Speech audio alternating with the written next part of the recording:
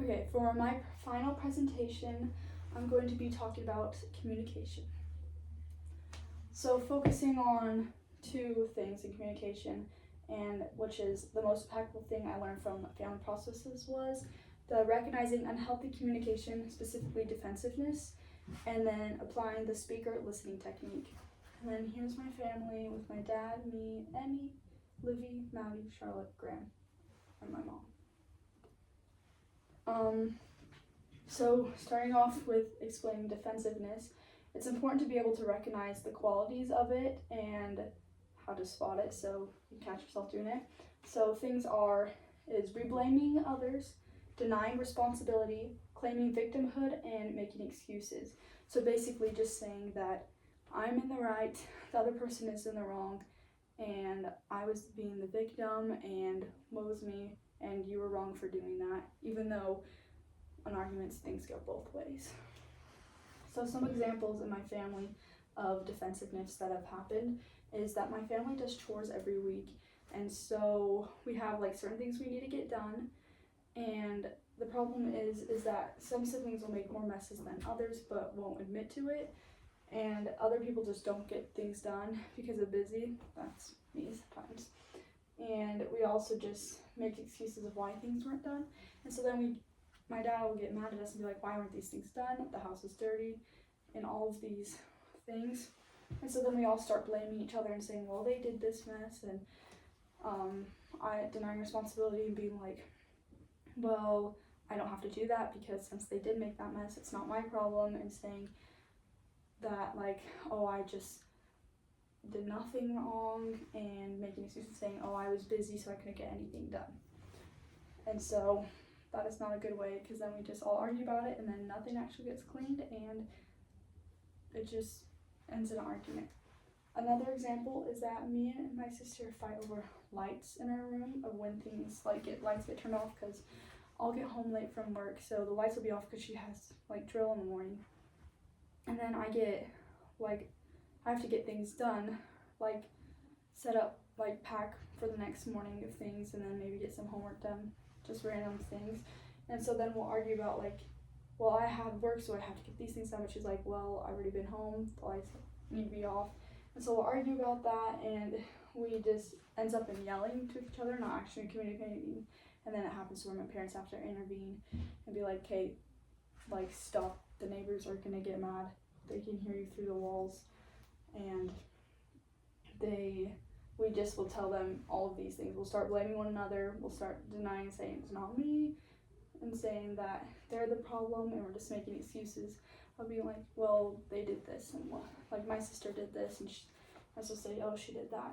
And so in both scenarios, we aren't listening to actually what the other people are saying in the family, and instead we're just blaming another without knowing the full story.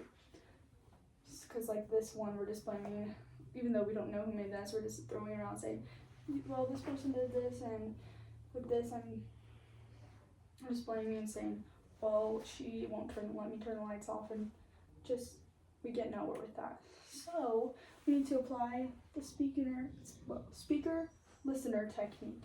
So what this is first of all, both people in the argument, how many people need to agree to use it. And then you need to take turns speaking and listening.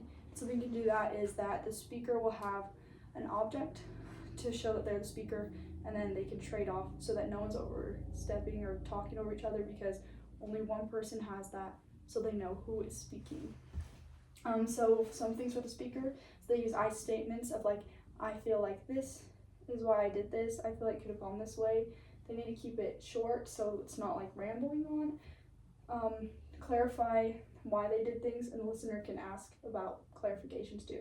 And then they need to make sure they say thank you to the listener for listening to them. And for the listener, they need to listen with the intent to understand and paraphrase back, so that the speaker knows that they are actually listening, and that the listener isn't just listening to make an argument back, they're actually trying to understand, and by paraphrasing back, it shows the other person are listening and that they are listening. And then they ask anything else to the speaker to make sure that the speaker has everything that they want to say before they speak, and then apologize if needed.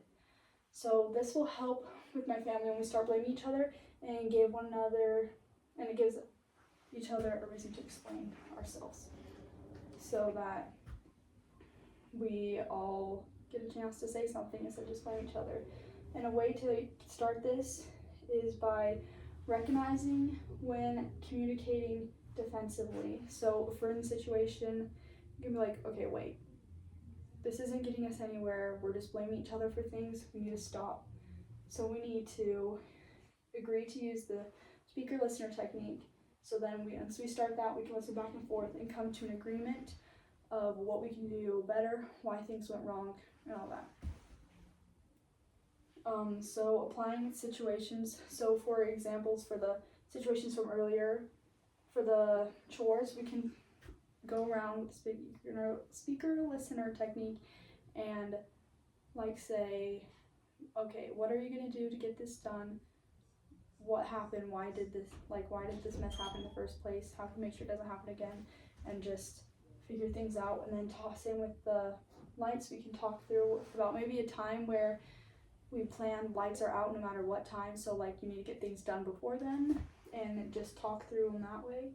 So in conclusion, by doing this, it can help create habits of communicating effectively, because once we start doing speaker listener technique enough, then it just becomes a habit of like, after having an argument, we'll just talk through it instead of yelling at each other. And the reason I want to focus on this because I feel like this happens a lot with my family, and so I really want to try to apply this so that instead of resorting to yelling at each other and blaming one another, we can talk through and come to a conclusion without having a huge fight. And then that'll be all, and then that's it. Thank you.